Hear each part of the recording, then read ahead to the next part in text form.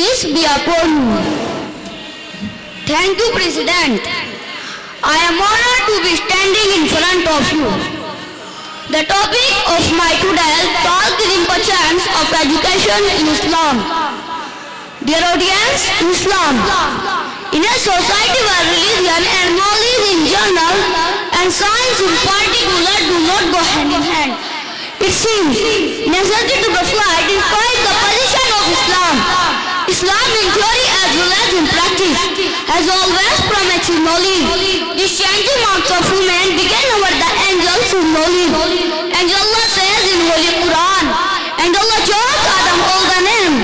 The first verses of the Holy Quran began with the word, read. Read in the name of the Lord who chose by the pen. Chose the women began what it is not to know. The Quran says, are those who have knowledge equal to those who do not have knowledge. The Prophet has also emphasized the importance of seeking knowledge in different ways. Chant seek knowledge from the cradle to the grave. Place seek knowledge even if it is far as China. Gender seeking knowledge is the duty of every Muslim.